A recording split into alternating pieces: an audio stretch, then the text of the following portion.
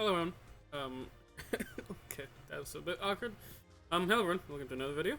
I'm Salad, and this kind of gonna be this is gonna be the review for the Shadow Festival, Alpha. The White Shadow Festival. God, I'm a little out of it, I guess, today. I was planning on uploading this a bit earlier yesterday, and by earlier, I mean the usual time.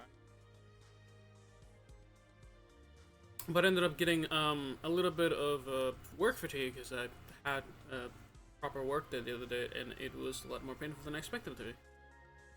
And so I came back and I passed out. So I decided to move the date of both the videos because I didn't just want to release the hey, I summoned this thing, should you summon on it? So I'm actually making the video because the other video is already kind of done through. I summoned on the banner because I just like Alpha. I like the Alpha enough, and I don't think we're gonna get a Shadow Festival quite like this one for a minute. Maybe it might happen in the next banner. I'm not entirely sure. But as it stands now, so this is a Shadow Festival, and I was happy to summon. It's just kind of like a cool character design. And I've always liked the design for these ones. They're essentially the highest dream kind of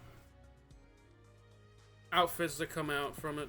And this is like the first time gotten this one, so I was happy to summon. And so I did. There's also something I'd like to point out. There are a few interesting instances of me, because I already maxed her out. I was debating reviewing it here. But as it stands, I managed to get her +1. It is a little bit more unviable, really, where you really want her to be at. But there is essentially this new little buff that we have. And, where's it at? Huh. I think only rank 8s get that, actually. That's kind of weird. I think she gets the unlocked ability. Level 1 increased to 909. I think they were planning on having her hit pretty hard.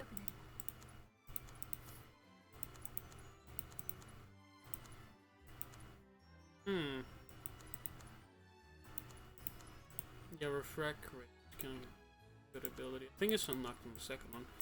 I wasn't necessarily like sold on some of these things. Particularly, let's actually check it out from the banner itself.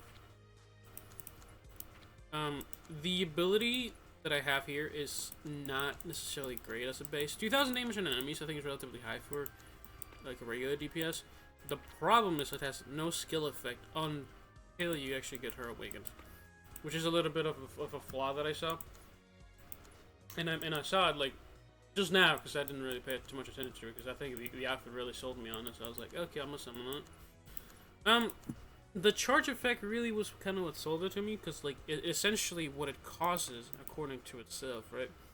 Which may not necessarily be like entirely on the dot, but the charge effect.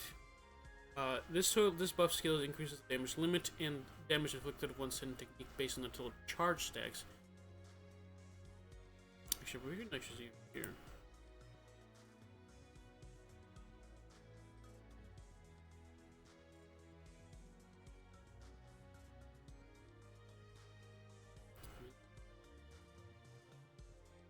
I think it might be at the end. Is it at the end?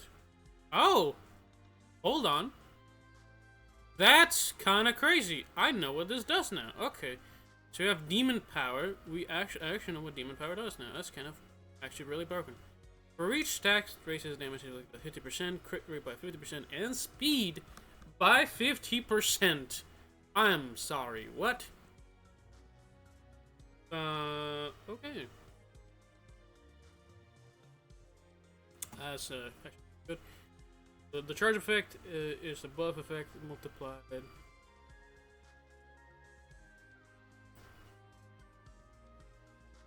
Can be cancelled. Oh, okay. No, it can't actually. That's actually kind of crazy. Oh, that's actually kind of crazy. Steel threads when attacked will shoot stress effects active stone enemies. There are actually effects that actually can be cancelled. I was not aware of this thing.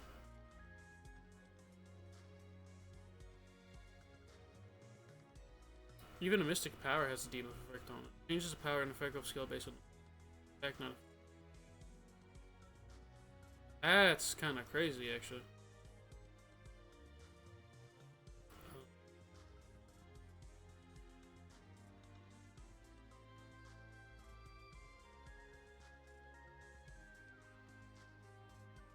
Okay, interesting. Each stack has raises damage inflicted by hand taking percent, and the damage limit when hand technique activated 1,000. Pretty good. How good? It really depends. I'm not entirely sure what the max stacks of this is quite yet, at least in the proper practice.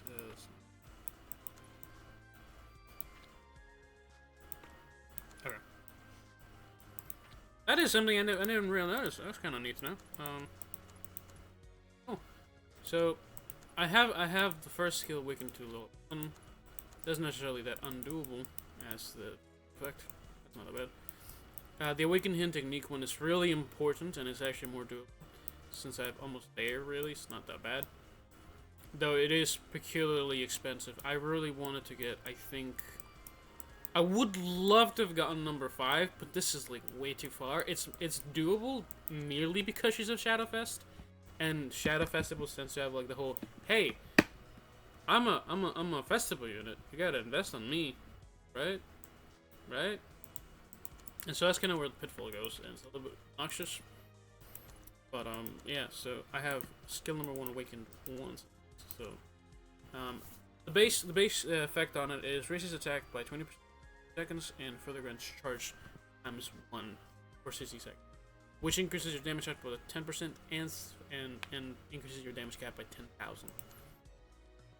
If you have it on on first level of Awakening, which is really, you can increase your damage output by really like an extra 10%, plus increasing the damage cap by up to 20,000, which I think is pretty nifty.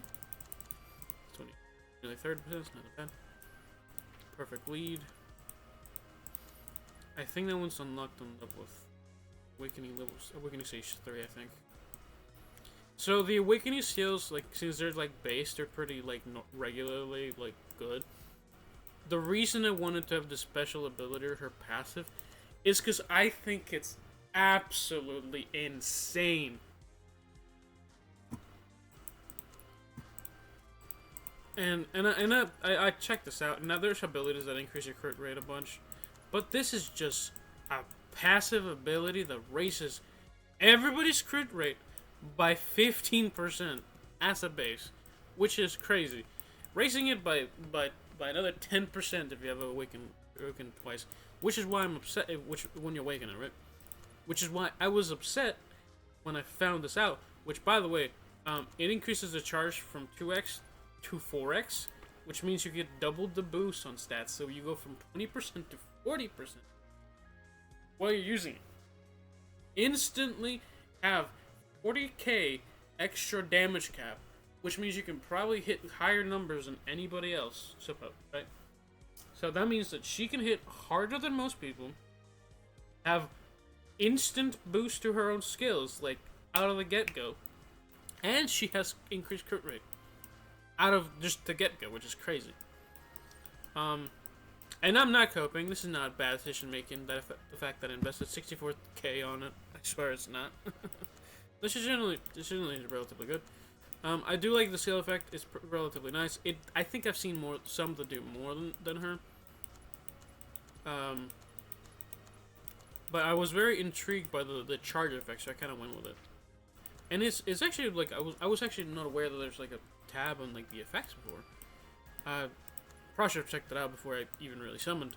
But what really interested me is that you can actually get this higher, and you can actually have 50% crit rate.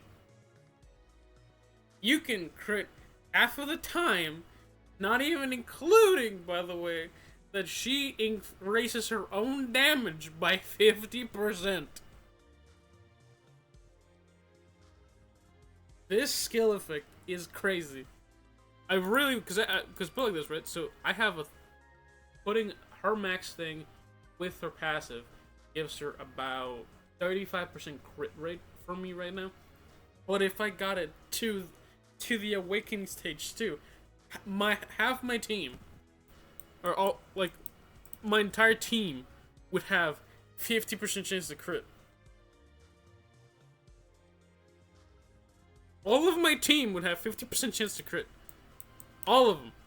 Which is disgusting to me to no avail.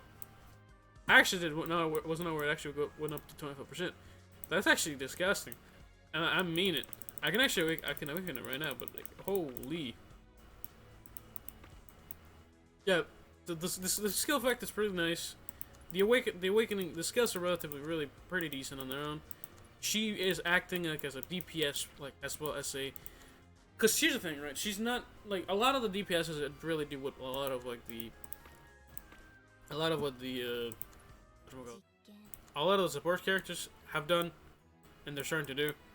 Currently, the other one would be the Shadowfest for Rose. She's what I would consider a bit of a selfish character. I will double check just to be sure, because I was kind of intrigued by this one last time. I need to understand. I would need to understand if it's really good. She cancels 2 buffs on each enemy. Hers aren't actually cancelable, so you're kind of screwed as well. I was not aware of that. You are. Like, I'm getting excited because I was not aware there's actually buff immune cancel that are just uncancelable effects. You cancel those shield effects on enemy further inflicts. Yeah, this character kind of like shreds shields, and she doesn't she have like an actual yeah, she like really she instantly buffs herself like pretty hard.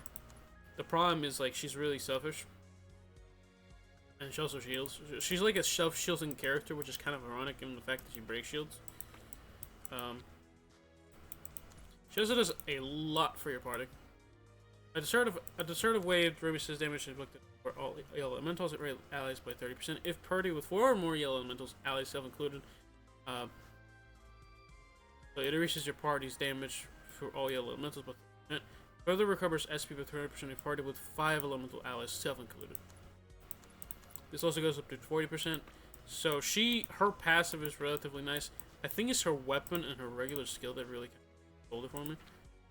When hidden techniques activate, she's attack of allies can accept self. Yeah, she's kind of like a weird mixture, right? She breaks shields and she makes shields. She's also like a relatively decent buffer. She's also really good. She's a weird case because I think last time I compared her to being like a bit of a selfish character. Her passives are really on the dot. But the problem is, if you want the shield to actually do more things, it's kind of like really dead there. Cause she kind of reminded me, she had this like similar track record to what Beatrix did. Winter Beatrix, and that's one of the time when she came out.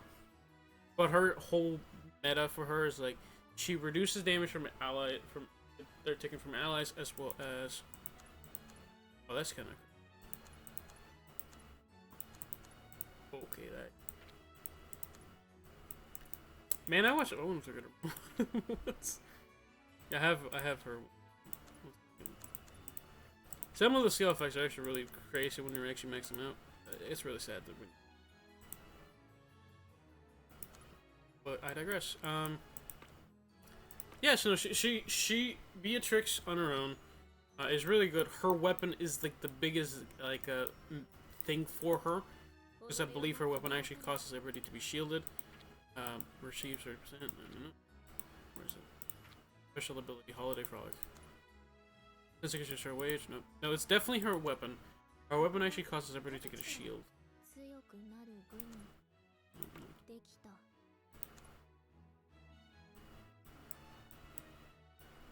Where's it? Where's?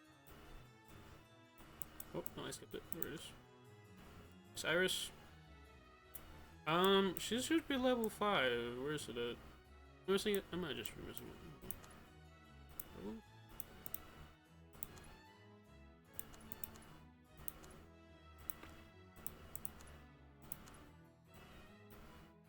That's pretty weird. It's actually not balanced. It's actually not getting it. No, it was. There it is. Should be level 5. Have only. There it is. The assertive wave reduces damage, own damage received, but if partnered with 3 or more right allies, she uses 150% of skill she's attack of all red elemental allies. So she does it for everybody. That's just her weapon. Her weapon's like really crazy.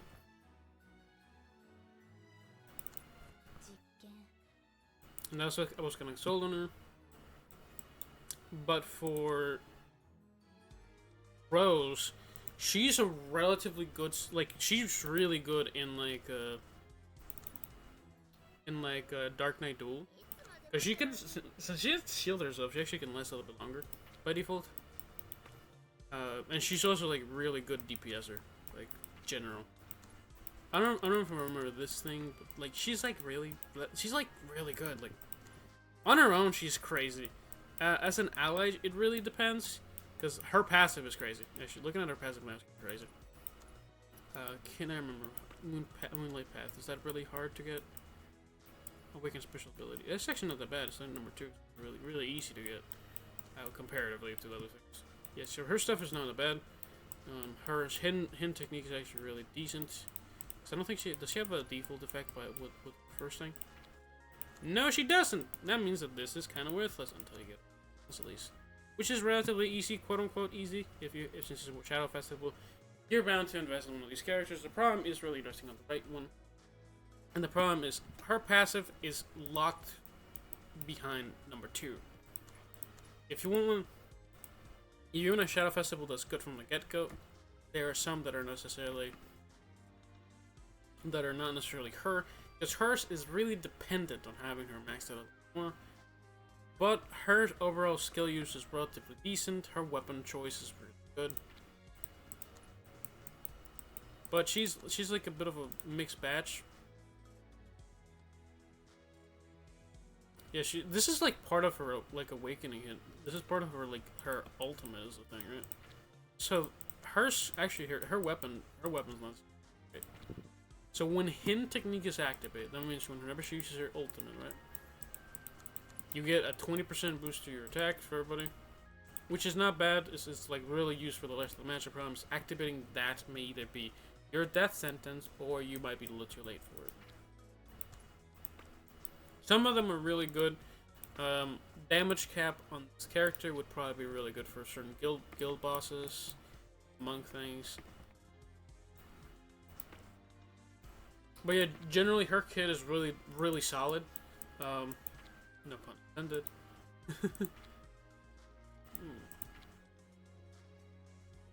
She's a grant. Her combos actually grant double charge on stuff. That's actually really good. I haven't even considered her strike combos. The combos give charge. And she can actually really get like easy DPS, like pretty fast. What about her? Does she have any? Recover speed on comp. Clicks 75% to damage. That's actually not bad. She actually recovers speed. I never even realized that before. Some of these things are just it's really hard for me to actually really pay attention to them. Because it's really kind of just flies over.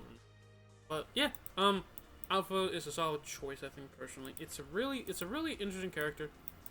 And 3 damage. Actually, you have 3 chances to crit as well.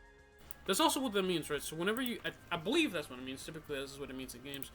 Whenever a hit attacks more than once, it typically is the same as them having a chance to crit. If you didn't crit the first time, it's kind of a little bit sad. But you have 3 other instances of hits.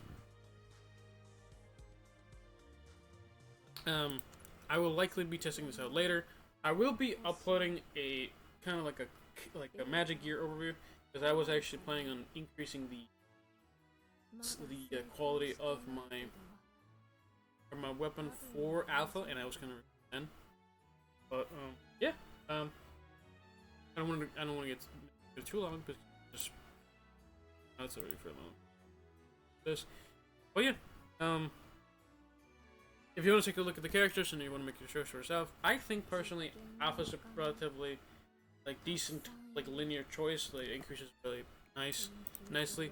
I don't know exactly what like Rose is cool. She looks absolutely gorgeous. Her art is fantastic. Yeah, her art is fantastic. It's based on second season, and it's really great. A lot of the effects are kind of locked behind the Awakening, and you really will need Awakening for some of them, because her scale doesn't really have anything at all within like the first part. And in such a case, I believe she actually gets a done Alpha, but I don't know. I think is there a single target? No, there's a single target. It doesn't really. Which the biggest thing about her ultimate is that if you're trying to fight like a boss, her kit just screams, "I'm gonna one-shot a boss." Is for her. At least for her stuff, for Rihanna's things, it is within 100 centimeters of enemies. She will target everybody and will deal X amount of damage. It's not bad. I think there are some characters. If you want to like deal like AOE damage, I don't know if there's some better characters. It's really the biggest problem is some of these characters like the AOE is really nice, and it's really more instance of damage if you're trying to have like against many enemies.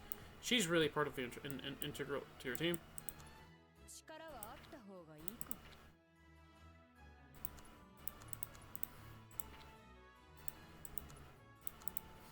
But yeah, I might have to make sure like to see like what is like kind of like a decent team to start out with for like for your teams. The majority of things is that you really run into is like since you really don't have access to many of these characters like early on, it's really quite difficult to tell what is like a good thing. Idealistically, you want to use the S characters. But a lot of the characters, like say, because I know for a fact that is it starting already?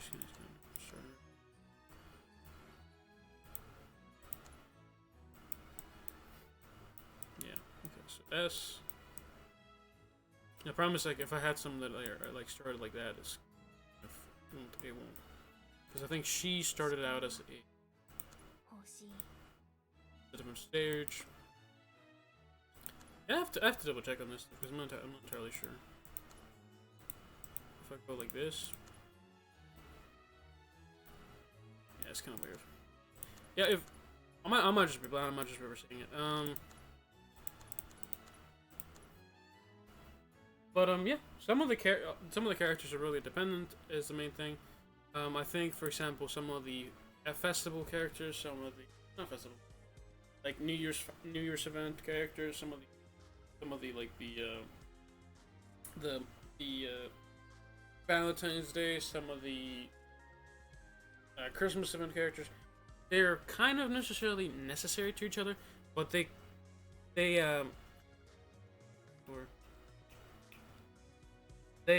sync up for.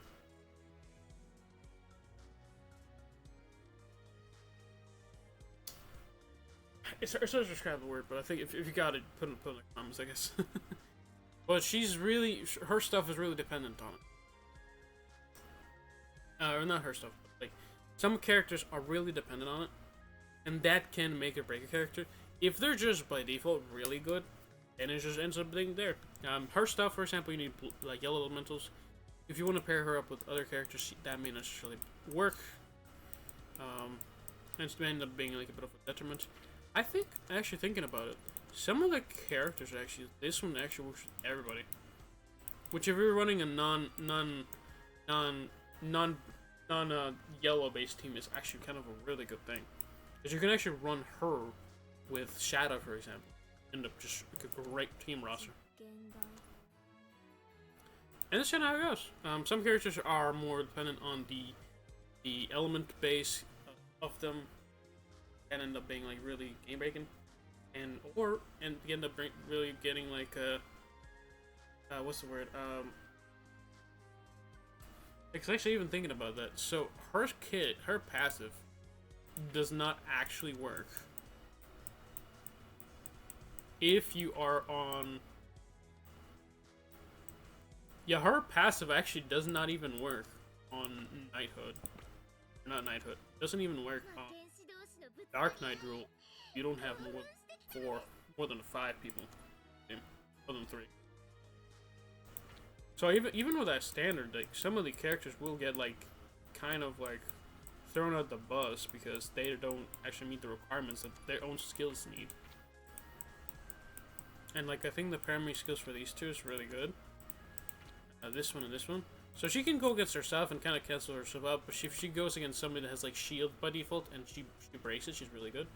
Well, that's what I'm saying, right? So some characters just don't, like, collab, like, they just don't, or not, they don't sync up well, or...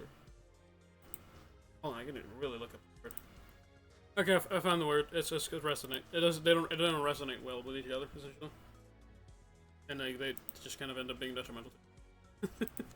I had to look that up. I digress. It's kind of how this is the review for Alpha, the first white shadow of the Shadow Festival. It's a fun thing. Yeah, this is the review for Alpha, the Shadow Festival. First white shadow.